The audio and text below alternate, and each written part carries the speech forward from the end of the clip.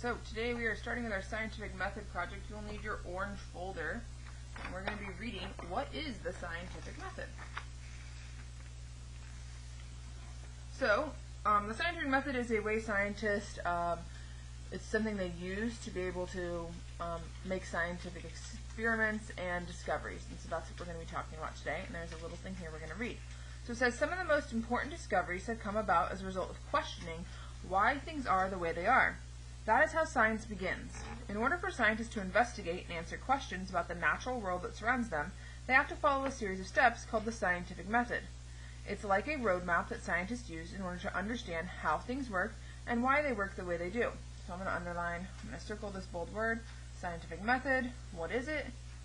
It is scientists use in order to understand how things work and why they work the way they do. When using the scientific method, one of the first steps involves making observations. So we talked about observation a lot at the really very beginning of the year. But this is gathering information on a topic. It comes natural to most people. It involves using the 5 senses to see, hear, taste, touch, or smell what's going on in the world. So gathering information using the 5 senses to see, hear, taste, touch, or smell what's going on around you. Okay? The next step is to come up with a problem or a good question to be answered. Ask yourself questions about something that interests you and what you would like to learn more about. Does something seem strange to you? Do you want to find out how something works? Questions should be clear and testable, not opinions or questions that test more than one thing. So we have a problem, which is a question to be answered.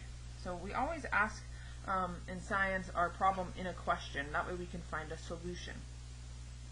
The next stage of the scientific method involves forming a hypothesis or a possible solution to the problem. This is when scientists use what they already know and have observed to say what they believe the outcome will be. Hypothesis.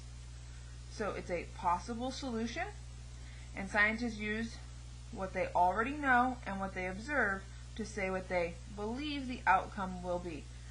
Your hypothesis is not always correct. Sometimes you go, I think this will happen, and then you do an experiment and you realize, nope, that's not what happened. So this doesn't have to be right or wrong.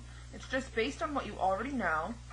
So based on information, and it's educated, things you've observed, research you've done, what do you think is going to happen? Okay?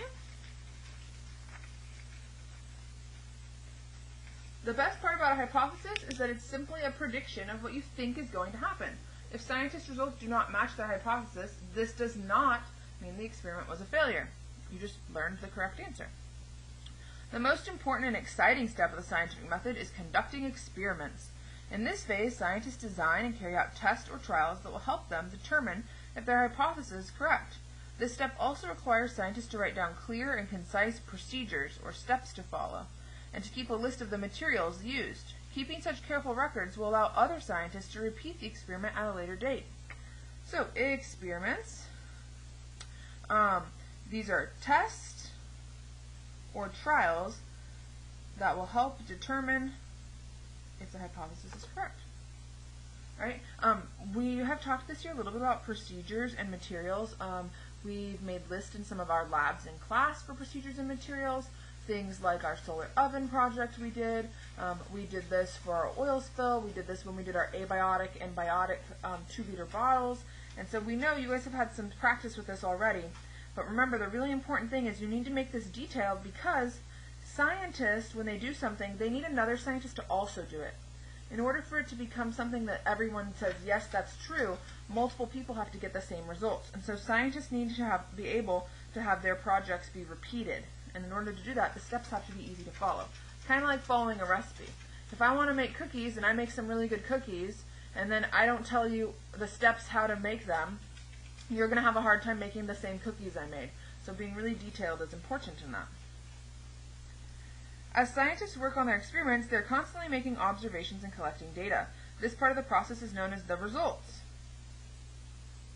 So results are the observations and data.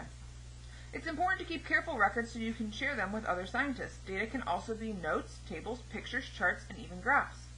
So if you think about when we did our plant needs project this year, we used mostly pictures and some notes Every week when we looked at them, we drew how they had changed, and we made some notes, and we made some predictions. If you think about our shadow project at the end of the year, we were charting that change in the shadow. So depending on what your project is, there's a lot of different ways that you can get your results. And there's not one way that is the best way for every project. So you're going to have to think about what is best for your project.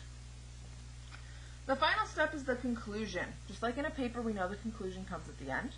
This involves analyzing and summarizing the results. It also is where scientists reveal whether or not the data found supports their original hypothesis.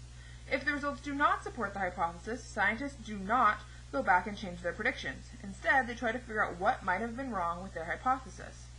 So, the conclusion is analyzing and summarizing your results. That way you can share them with somebody. And it should talk about your hypothesis. Okay? So the last part I want to look at today is this right here. This is kind of like a quick version of each step. The scientific method always has these same steps in it. Okay? And so this just tells you really quick what they are. So we have our question. What do you want to learn more about? What are you trying to solve? The research. Finding out what is already known about this topic. Maybe someone out there has already answered your question, so you can ask a different question. Hypothesis. What do you think will happen based on what you already know? Procedure is the steps to the experiment designed to test it. Experiment. It says you should do yours at least 3 times. If I do something once, think about when we did our the experiment with gravity and we dropped the Play-Doh. One was empty, one was full. If I only did that once and I accidentally dropped one before the other, would I get accurate results? No. So the reason we do something 3 times is to make sure it's really, really accurate. So we want to test it once, and we want to say, okay, I got this, test it again. And hopefully you get the same results every single time. That would mean that you've done your experiment the same way and followed your procedure the same way every single time. And that's why we do 3. Data, collect your information, record it using charts or graphs.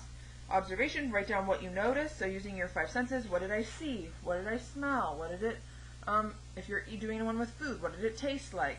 If you're not doing with food, please don't eat something that you shouldn't eat. And then lastly, way down here, should move this up, we have conclusion. Was your hypothesis correct or incorrect? And what would you change, or what else would you want to know? Okay, that is the scientific method. Tomorrow we will start talking about, and of course you have your the due dates where you can check off when you get something done. Tomorrow we're going to start talking about project questions and choosing a question. But for today, I wanted you guys to know what the scientific method is. If you need to go back through and watch this video again so you can do your underlining, go ahead and do that. Make sure that you feel like you understand what the scientific method is and why scientists use this method for experimenting.